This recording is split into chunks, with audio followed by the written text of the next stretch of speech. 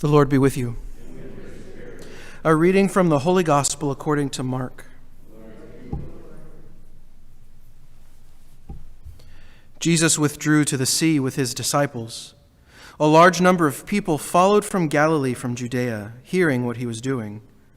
A large number of people came from him also from Jerusalem, from Idumea, from beyond the Jordan, and from the neighborhood of Tyre and Sidon. He told his disciples to have a boat ready for him because of the crowd, so that they would not crush him. He had cured many, and as a result, those who had diseases were pressing upon him to touch him. And whenever unclean spirits saw him, they would fall down before him and shout, "You are the Son of God." He warned them sternly not to make him known. The Gospel of the Lord.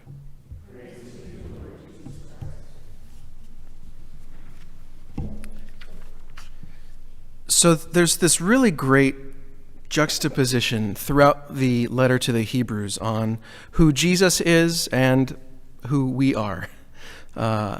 Hebrews uses the language of priest and high priest, but I think we can sometimes get a little bit too caught up in some of these terms and thinking that they mean exactly what they mean today.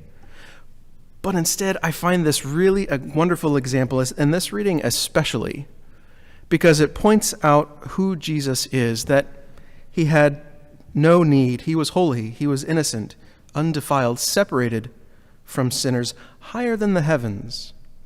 He had no need, as did the priests, as do us. He had no need. Does that mean that he said, okay, well, I'm good. I'll see you guys later? No, we still have the cross. He still went to the bitter end for each one of us. And I think in turn showing that great strength that I mentioned earlier.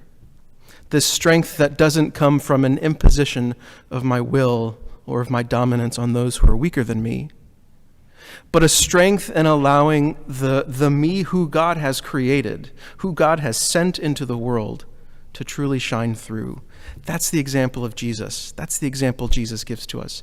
It's also the example that St. Agnes, I think, shows us in her own life, short though it was. It would seem like all of those people in the Roman Colosseum, or I don't remember exactly where it was, were the dominant force, and by all accounts they were. They brought all of these people in and forced them to worship the gods of old. And when this little girl stood up and made that wonderful sign of the cross in defiance of them, all of a sudden the power that they thought that they had was taken away. There was nothing that they could do to take that from her. And it shows the power that this faith, this symbol of that sign of the cross, is something that has endured 2,000 years later, that there's something there. So I think our challenge is to ask ourselves, how do I find my strength? Where do I find my strength?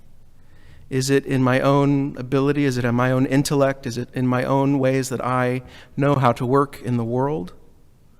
Or can I truly say, can I lower myself to the status of these unclean spirits in our gospel, who are seemingly the only ones who know who Jesus truly is, the Son of God?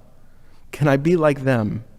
Can I be like the psalmist who says, "Here I am, Lord, I come to do your will"?